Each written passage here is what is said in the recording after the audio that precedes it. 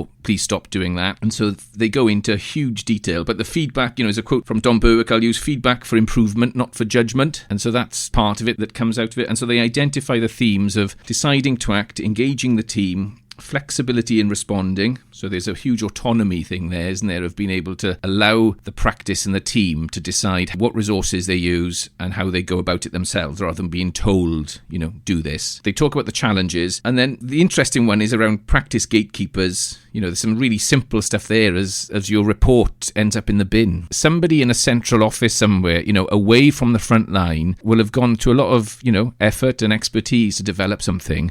And something as simple as posting it to the practice, that being actioned by one of the team in the practice could result in that going straight in the bin. That's our world, Gimmo, isn't it? In that sort of improvement world. Yeah, and you picked up on what I was interested in. It's the methodology, isn't it, that was behind this. So what they did was they fed back practice-specific comparative feedback reports that presented overall opioid prescribing, as well as that for specific groups at risk of long-term or strong opioid prescribing. So basically they gave personalised regular feedback to the practice and then used, it says here, evidence-informed behaviour change techniques were embedded to enhance effectiveness. Do you remember the antibiotic stuff we did, or we looked at a while back? It was the same sort of stuff, wasn't it? It was feeding back prescribing data to practices with some behaviour change stuff, precisely worded letters, authoritative figures, all these techniques that were designed to sort of enhance the impact of the feedback. So I really like this paper, but I mean, it was a coincidence, almost happy coincidence. It was about opioids for today's conversation, but it could have been about any chronic drug that's prescribed, really, couldn't it? Wait a minute. I don't believe in coincidences. It's not just thrown together, but what you're about to say is exactly the point here, isn't it? So this was from 2016, right? But even in 2016, opioids, as big an issue as they were, and the people that they, in their feedback, because they did I should have explained, but it is quite complicated, but they did semi-structured interviews and they used this particular theory. What people said is, one, actually, look, it was a time where they realised that opiates were a big thing, and we discovered that for non-cancer pain, maybe they weren't that effective, and actually there was this risk of both serious harm, but also lots of other harms associated with it. And so therefore, if you like, the Daily Mail was already talking about it. So I can tell you from my experience, patients would bring in and say, well, I want to talk to you about coming off my dihydrocodeine because I read it. So you already had some patients that were informed and wanted to do it, which makes it much easier.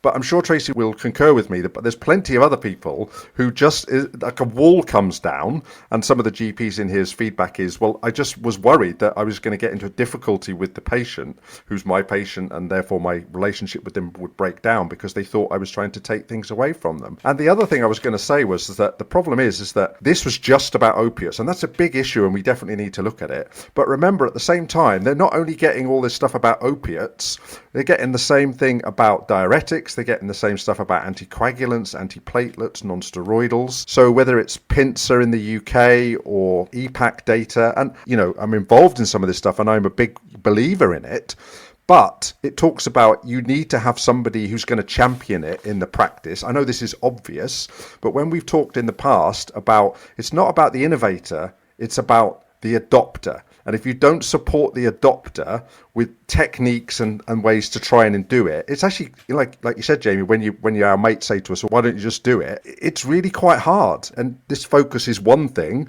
but you've got all these other focuses going on at the same time. And I suppose I would go back to, certainly in England now, a lot of these things should fall to the pharmacy professionals who now work within the PCNs, and they need to work it out, don't they? So it's not just the opiates, but it's all the other things I've just described that they also need to do, and you can't rely on all the same people to do all the same things. James, I know you're dying to say something. Oh, no, I was going to wait for Tracy to come in. It reminded me, like Gimmo said, of the STAR study where I was lucky enough to work with Professor Chris Butler and Professor Steve Rolnick, who is the motivational interviewing guru. So we haven't talked much about motivational interviewing. Do you use that much, Tracy, in your work? I haven't actually did any training or anything on motivational interviewing, and that is something that I've actually just today put my name down for, which is quite interesting. But I think, like what you were saying, Steve, the GPs are sometimes scared that they're going to break down the relationship with the patient if they broach the subject of reducing pain medication. But I think it's all about the approach. And I learned quite early on that if you go welcome a patient in and say, right, we're going to talk about reducing your medication, then you get that wall up straight away. And I think sometimes it's about the way you sell it to a patient. So when the patient comes in, speaking to them and, building trust with them, really, really listening to them, finding out what's going on with them, and trying to maybe even help other aspects of their life. So it might be that they're on a drug that's not making sense to them, or that they're on something that's causing them side effects. So sometimes my first consultation is not actually anything about the pain. It's helping them do something else that's going to, help them. And then I move on to pain. So I maybe in the first consultation, I'll touch on it, and then it's kind of drip feeding it as you go along. So if I go right back to when I was getting a little bit hot under the collar about the DTB podcast, is that this is a fantastic example of, like you just said, if you just go straight for the drugs, whoop, up come the wall and you've got no chance. So whoever you are, pharmacist, doctor, nurse, physio, you've got to build that relationship, haven't you? And so I think this is a really good example. And I'm sure you're aware of Emma Davis, who's a pain pharmacist like yourself, I know she's a co-founder of Live Well with Pain.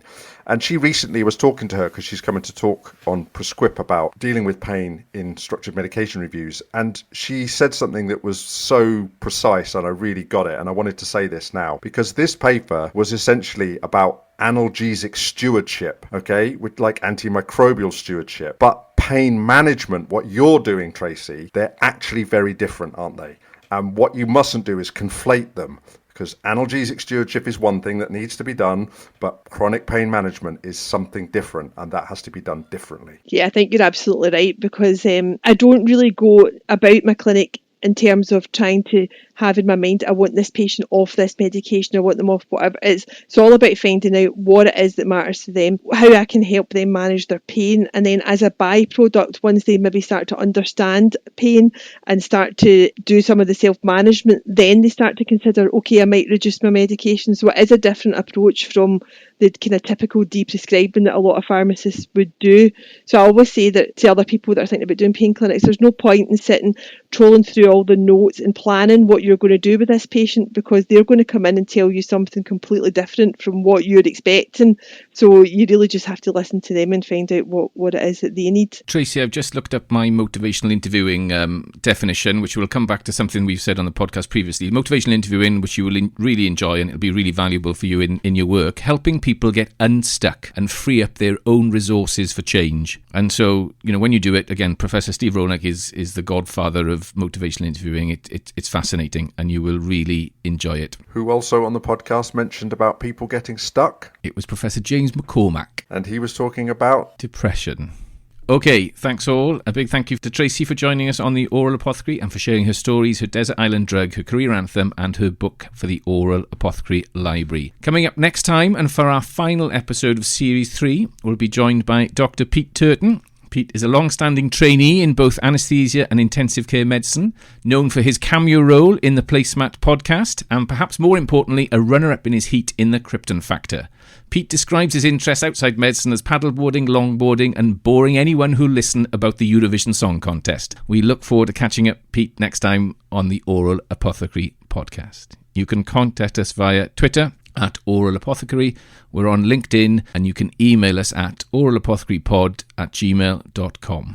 Over to Gimmo now for the final ingredient. Okay, so thank you, Tracy, for that. It was fantastic. I really liked the spoonful of sugar, both the song and the mnemonic. I really like that analgesic stewardship versus chronic pain management, Steve. So I'll give you a point as well tonight. That's all Emma's, and I always give due acknowledgement. Hi, Emma, if you're listening. I'm chatting to Emma next week, so I'll mention it. There you go. We love due acknowledgement on the Oral Apothecary podcast. So, final ingredient. So I wanted to chat about heavy metal toxicity and mortality. Actually, I mentioned Amira early on. Remember Amira back in episode 3 talked about heavy metal toxicity and heavy metal in teas? Well, heavy metal was covered in a recent article in the BMJ where they looked at heavy metal toxicity and mortality.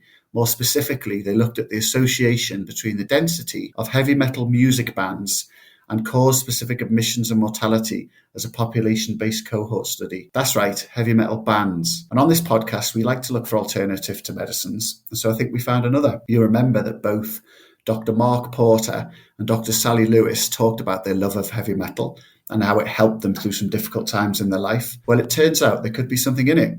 The study found a reduction from hospital admission and mortality from all causes: internal causes, alcohol attributable causes, accidental injury, violence, suicide and self-harm, and mental health related causes.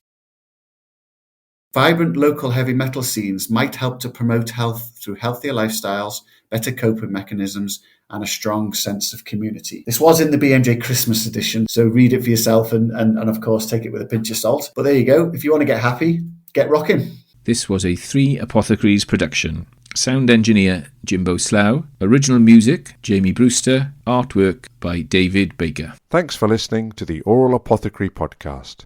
Do not listen more than 8 times in 24 hours. This episode of the Oral Apothecary is sponsored by jamiehayes.co.uk.